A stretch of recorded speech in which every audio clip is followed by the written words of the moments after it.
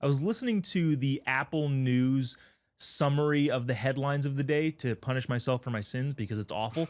And one of the big concerns that they had was the EPA doing something that a bunch of conservatives have been wanting forever. They are rolling back this report that came out in 2009 under Obama, the so-called endangerment finding that definitively declared that humans or emissions and human gases, all of this stuff is bad for the environment. And the biggest headline that came out of that for me was, it wasn't that they were upset about the climate change thing. It was all, I mean, they were upset about that, but they really were upset that the EPA was effectively giving up power to do whatever it is that they want to do, which they've been wielding for the last 15 years. Savannah, I guess to me it was telling, and I know you probably didn't hear that specific exchange on the Apple News podcast thing, but obviously they have the climate change thing, but the striking thing to me is they were like, well, they're giving up power. Who gives up power willingly? Well, Lee Zeldin does if it's in the interest of the American people. Yeah, so this was never about the climate. It's always been about control. You know, what kind of car you can drive, what kind of shower you can take, even what temperature your home can be.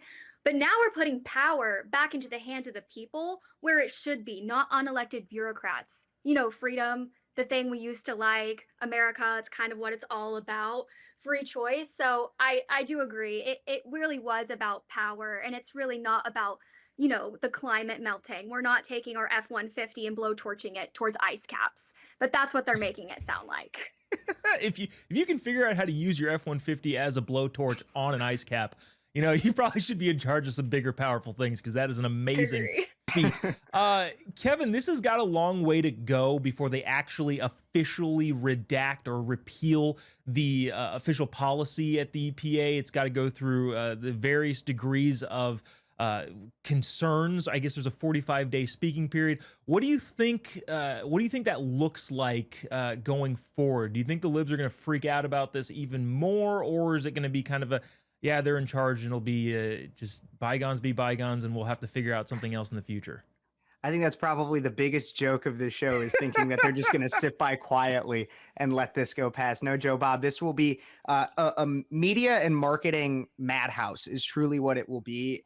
You'll have them all trying to make it 100% Trump wants to kill you. It's about, they're going to say that it's pro-pollution, that we want to destroy the earth and everything, when in reality, Savannah was absolutely correct, is that this is about regulation. And this is about, and truly the crazy thing to me is that we have the other party, the Democrat Party, which always loves to talk about how Trump is fascist and wants to take over democracy and destroy democracy. Well, there's nothing more democratic than giving the power back to the people. If we want these regulations in place, they should be made by our legislators. This should be something happening within the House and then approved by, or well, checked by our justice system, and then signed by the president. That's ultimately the process that this should go through. But the Obama administration, all the way back in 2009, went through a bunch of hoops to make it so that our three-letter agencies had so much more power and so much more control over the American people. Yeah, you make a good broader point. The fact that Congress is supposed to actually make the laws, not your unelected bureaucrats and all your three-letter agencies. But that is a big problem that hopefully we're turning the corner on.